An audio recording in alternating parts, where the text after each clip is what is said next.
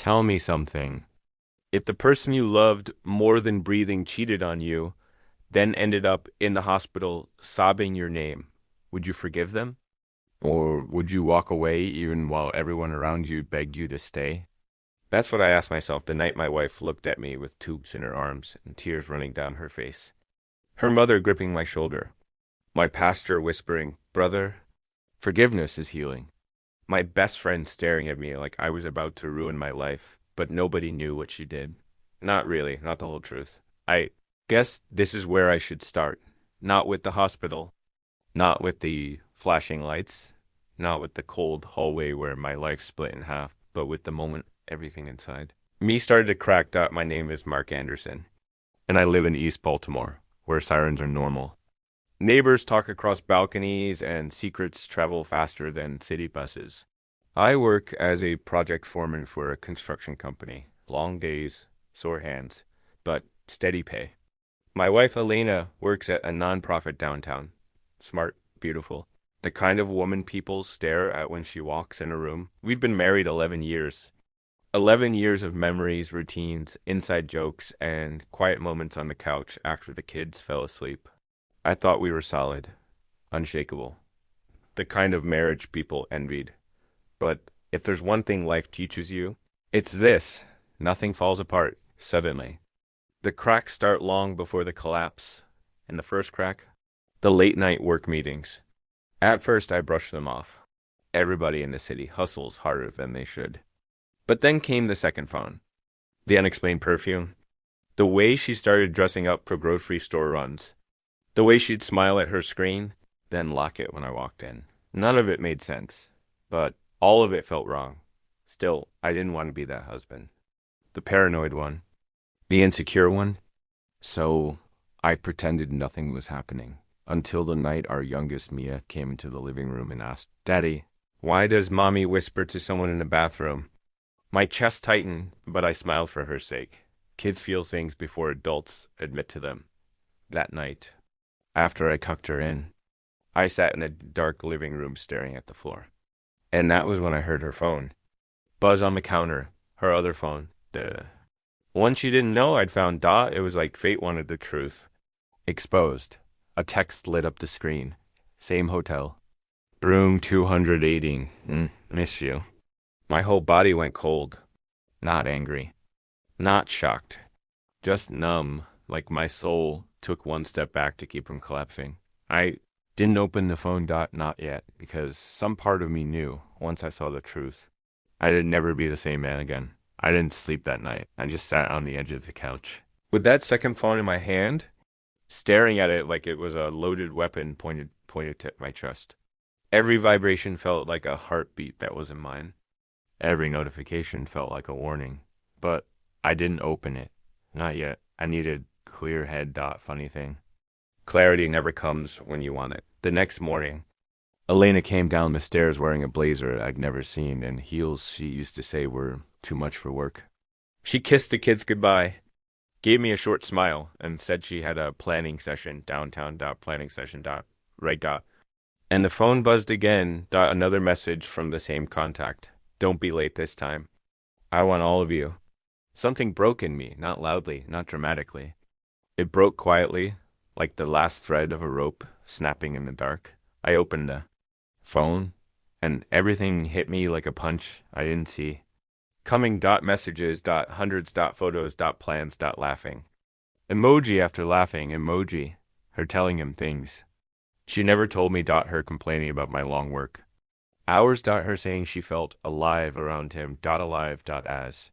If I'd been death, that word cut deeper then. Anything else. I shut the phone. Put it in my pocket. Walked to the kitchen. And for a moment, I honestly didn't recognize the man staring at the refrigerator door. I looked older, heavier, tired in places no sleep could fix. Flashback hit me then. The night we first moved into this house. She danced barefoot on the living room floor, spinning around and laughing, telling me she felt safe with me. I held on to that memory like it was a lifeline. But now it just hurt. Later that afternoon, I drove to her workplace, not to confront her, but because I needed to see if she'd lie to my face. I parked across the street and watched people come out one by one. Then she walked out with him. I didn't know his name yet, but I recognized the voice from the saved. Messages.tallguy.freshfade. Expensive shoes. That confident. Walk younger men have when they think the world owes them. Sunshine. She laughed at something. He said and lightly touched his arm. My stomach. Twisted. It wasn't jealousy. It was betrayal. Morphing into clarity. I didn't approach. And then, didn't yell. Didn't lose control. I just watched. Calm and cold, letting the truth settle into. Place? Elena wasn't confused. She wasn't lost. She wasn't stressed or overwhelmed. She was gone. Gone. From me long before I ever knew. But here's the twist the universe loves to play. The moment I realized I'd already lost her was the same moment I learned I wasn't ready to let go. Not yet. I drove home in silence, gripping the steering wheel so hard my knuckles ached, thinking of the kids, the memories, the promises, the years. How do you throw all that away? That night, Elena came home late. I sat on the couch, waiting. She walked in. Saw me awake, paused like she'd been caught doing something small, not something life-shattering. Double quotes. Hey, she said softly, "You're up?" And just like that, I knew the real storm hadn't even started yet. She stood there in the doorway like nothing was wrong. Purse on her shoulder, phone in her hand, hair still neat from wherever she'd been. Meanwhile, I felt like my entire life had been cracked open and left spilling all over the floor. Where were you? I asked. Not angry. Not loud, just steady. She blinked, surprised by the question. Elena never liked direct confrontation. She was the type who smoothed over arguments with soft tones and half answers. At work, she said, forcing a tired smile. We ran late? I nodded slowly. Planning session, right? She hesitated, just for a second. But hesitation is its own kind of confession, Elena, I said. Sit down. Her keys jingled slightly in her hand, a nervous tell she didn't realize she had. She sat on the far end of the couch, legs crossed, eyes on me like she was measuring the temperature of the room. What's going on? She asked. I pulled the second phone out of my pocket and placed it on the table between us. She inhaled sharply. Barely audible, but enough. What is that? She whispered. You tell me. I said. Silence filled the room like thick smoke, the kind you can't breathe through. Finally, she swallowed. Mark, I can explain. I almost laughed, not out of humor, but disbelief. Explain? How do you explain sneaking around with another man while your husband works double shifts to keep the house standing? Go ahead, I said. Explain. She looked down, twisting her fingers. It wasn't supposed to happen. I was stressed. I felt alone. There it was, the classic rewrite of blame. Not accountability, not honesty. Softened version of the truth. You felt alone, I repeated. So you fixed that by meeting him in hotel rooms? Her eyes snapped up, tears forming, guilt swallowing her face. Please don't say it like that. How should I say it? My voice cracked, not from anger, but from heartbreak biting into my throat. Like it was an accident? Like you slipped and fell into somebody's arms? A tear slid down her cheek. His name is Tyrell, she said quietly, as if the name mattered. I already knew that from the messages, but hearing her speak, it felt like a knife sliding between ribs. How long?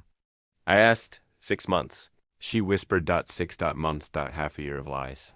Half a year of leaving me to parent alone. Half a year of choosing him over our family. Something inside me dimmed. Not rage. Not fire. Just light going out. I stood, pacing the living room. You could have told me. You could have come to me when you felt lonely. When things got hard. I know, she cried. I'm so sorry. I never wanted to hurt you. But she had over and over. Quietly. Deliberately. I walked to the window, staring at the city lights, the glow of street lamps reflecting off wet pavement. Flashback washed over me again. Our wedding day, the way she looked at me with pure trust. Like I was her entire world. Now she couldn't even look me in the eyes. Elena, I said softly. I don't know who you are anymore. She covered her face with her hands, and then she said something that changed the entire direction of everything. Mark, I ended it today. I swear. That's why I came home late. I turned to her, searching her face. Why? I asked. Her answer wasn't at all what I expected. Why? I asked her again. Elena lifted her head slowly, eyes swollen, face streaked with regret. That felt a little too late. Because he started asking me for things I couldn't give. I frowned. What does that mean? She hesitated, visibly torn between truth and self-protection. He wanted more. He wanted me to leave you.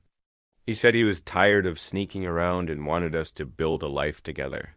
But when he said it, I realized I couldn't do it. I couldn't blow up our family.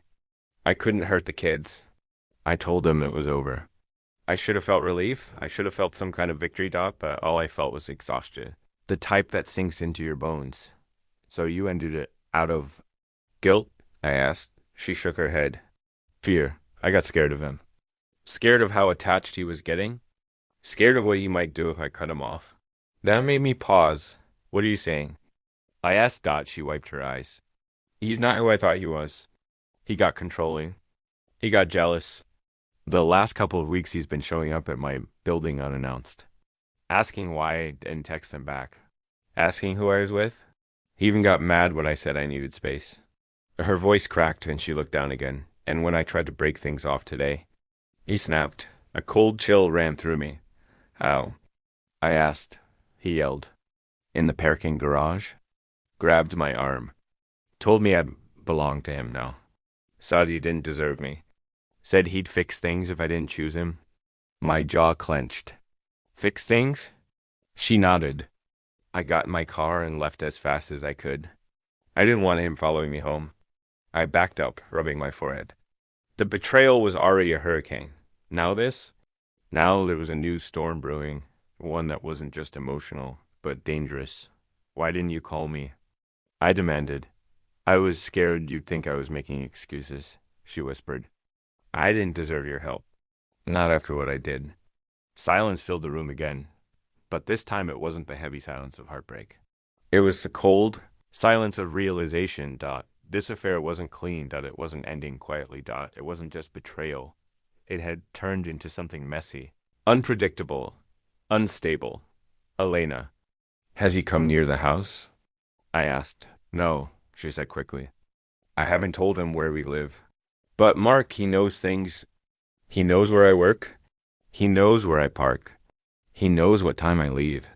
Her voice trembled as she whispered. And he doesn't like to lose. Her words hung in the air like a warning. Foreshadowing the kind you don't appreciate until it's too late. I took a deep breath. Tomorrow, we're going to HR. We're reporting him.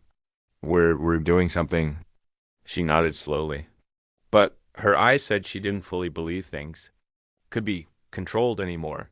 We went to bed without touching, without speaking. Just lying there with his space. Between us, colder than winter pavement. And still, even then, I had no idea just how much worse things would get. I had no idea the next time I saw her in pain. She would be lying in a hospital bed. The next morning, everything fell off, like the air itself was warning me. Elena moved slowly around the kitchen, avoiding my eyes, clutching her coffee mug with shaking hands. The kids were getting ready for school, oblivious to the hurricane swirling around their parents. I watched her from across the room. She looked smaller. Somehow, fragile. Like someone who'd been holding their breath for too long. When the kids went upstairs to grab their backpacks, she finally spoke. Mark, I don't deserve your help. You're still the mother of my children, I replied. And I won't let anyone threaten you. Not even someone you chose over me. She flinched, but she didn't argue. After dropping the kids off, we drove downtown in silence. The city moved like it always does. Jaywalkers weaving through traffic. Buses hissing at stops. Vendors on corners setting up carts. But somehow everything felt sharper, louder, more dangerous. When we reached her nonprofit building, she hesitated, staring at the entrance. What if he's here? She whispered. Then I'm here too, I said, but he wasn't outside. No sign of him. No sign of anything out of place. Maybe, for a moment, I let myself believe she'd exaggerated. Maybe this would just be an HR meeting and nothing else. She went inside while I waited in the car. Minutes passed. Then nearly an hour. I texted her. You okay? No response. My stomach tightened. I couldn't explain it. Just a bad feeling. The kind that sits in the back of your neck like static. I got out of the car and went inside. The receptionist looked up. Can I help you? I'm here with my wife, Elena Anderson. She frowned. Oh, she left about 40 minutes ago. Left? Left where? She said she forgot something at home, the receptionist added. She rushed up pretty fast. That didn't make sense. Elena didn't drive all the way downtown just to turn around. I stepped back outside. Scanning the street, then my phone buzzed. A number I didn't recognize. A text message. We need to talk? Now, before something bad happens. No name, but I knew exactly who it was. Tyrell. I replied. Where is she? He responded instantly. Come alone. Parking garage behind her job. Top level. My pulse hammered. Logic said, don't go. Instinct said I had no choice. I drove around the back, pulled into the garage, and climbed level after level until I reached the top. The sky was overcast, that heavy gray that hints at rain. Wind swept across the concrete. The whole place felt abandoned. Then I saw him. Lean build, black. HOODIE. Hands in pockets, like he owned the place. But Elena wasn't there. Where's my wife? I demanded. He smirked. You mean my woman? She left me crying in a parking garage yesterday. You think she gets to do that? My fist clenched. We're done with this, I said. You stay away from her or what? He stepped closer. You gonna fight me? You think she wants you? She chose me every time. His words burned, not because they were true, but because they were meant to poison. Where is she? I repeated. He tilted his head. On the road, he said softly. Cry, driving too fast. I figured she needed time to think. A sinking feeling hit me. You followed her? I said. He didn't answer. And then, the moment that would split my life in two, a sound pierced the air behind us. My phone ringing. Elena's sister's name on the screen. I answered. Her voice was shaking. Mark? It's Elena. A pause. A breath. A broken whisper. She's been in an accident. She's in the hospital. Everything inside me went still. The world. The wind. The city, all of it vanished until only one thought remained. This wasn't an accident. It was a collision waiting to happen. I don't remember the drive to the hospital. I don't remember the traffic lights. The turns, the streets, nothing. It all blurred into one long tunnel of panic and disbelief. By the time I ran through the sliding doors of the emergency wing, my legs felt numb. Elena's sister rushed toward me, eyes red, hands trembling. They're checking her now, she said. They said she lost control. Hit the divider. Mark? She was crying when they found her. I didn't respond. My body moved on its own. Following her down the hallway until we reached the waiting area outside a trauma room. Through the window, I could see Elena on a bed, bruised, hooked to her, IVs, tears still drying on her cheeks. The sight hit me like a punch in the chest. Despite everything she'd done, she didn't look like an enemy. She looked like the woman I once promised to grow old with. Her mother stepped toward me, clutching her purse. Mark, please. No matter what happened, please don't give up on her. My pastor was there too, called by the family. He placed a hand on my shoulder. Brother, forgiveness is a choice the heart makes before the mind catches up.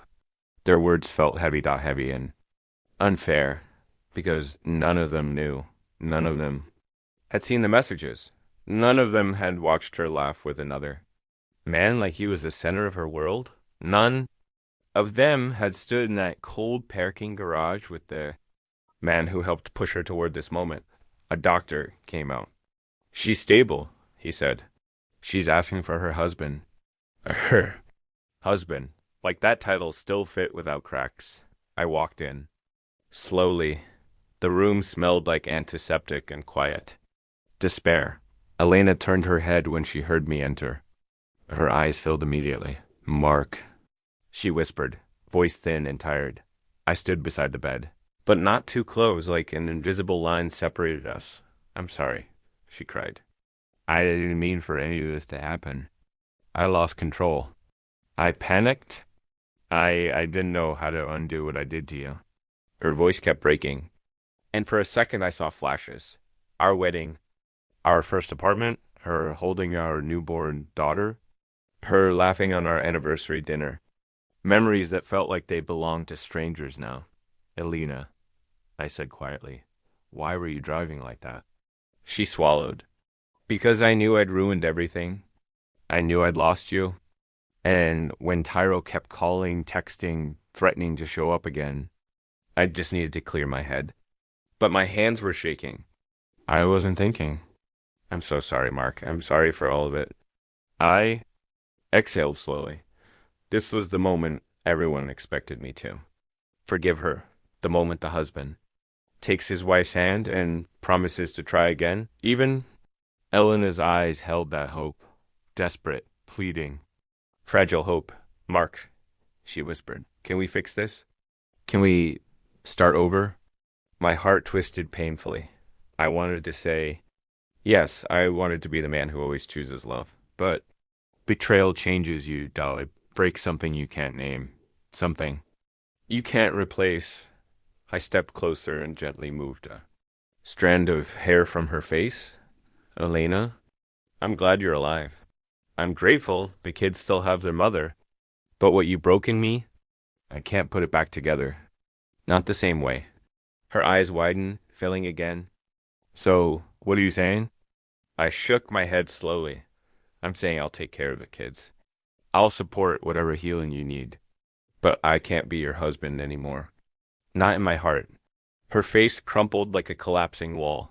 Outside the room, I could feel everyone waiting for me to do the predictable thing. The noble thing. But for once in my life, I chose myself. I turned toward the door, pausing just long enough to whisper, I forgive you. But forgiveness isn't the same as returning to the place where I was. Broken. Then I walked out, down the hall, past the waiting family, out through the hospital. Doors. The cold evening air hit me like a truth I'd avoided for too. Long sometimes love survives storms. Sometimes love rebuilds itself after fire. And sometimes love ends not out of hatred, but out of self-respect at night. I didn't walk away from my wife. I walked toward myself for the first time in years.